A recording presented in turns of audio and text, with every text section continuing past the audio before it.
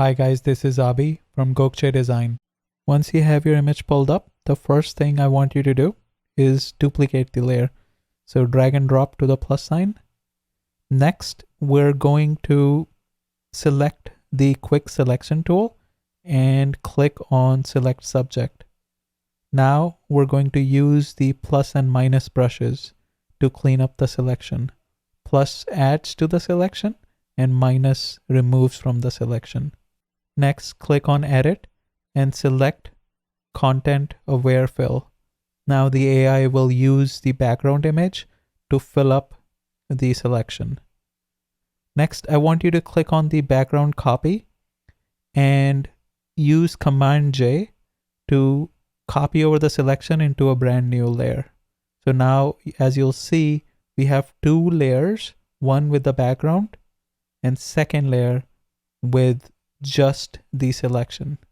So what we have done here is split up our subject from the background into two separate layers. Now we don't need the background copy anymore, so I'm going to get rid of it.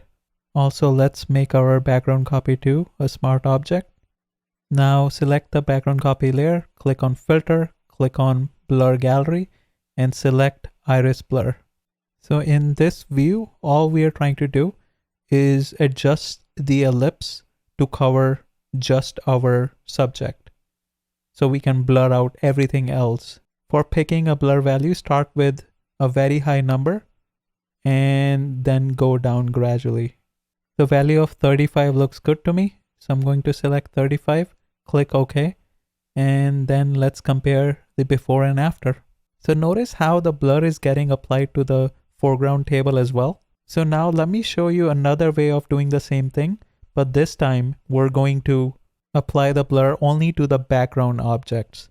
So click on filter, blur gallery and tilt blur. In this view, no blur will be applied between the solid lines and a gradient blur will be applied between the solid line and the dashed lines, and a constant blur will be applied beyond the dashed lines. Now I'm going to adjust these lines so that the table and the subjects are in foreground, so no blur gets applied. And I'm also going to adjust the dashed lines so that there's a little bit of gradient that gets applied before the lights, but beyond the lights, I want a constant blur. I'm going to reuse the value of 35 from the previous exercise. The lights look good now. However, we have a problem. The sofa chair is no longer blurred. So the way you blur standalone objects is by using the field blur. I'm going to drag the circle that field blur created over my sofa chair and give it a value of say 20 because it's a little bit in front of the lights and it will give our image a depth perspective. Now let's compare the before and after. And it looks good to me. There you have it. Make sure you like, subscribe, and turn on the notifications. Until next time.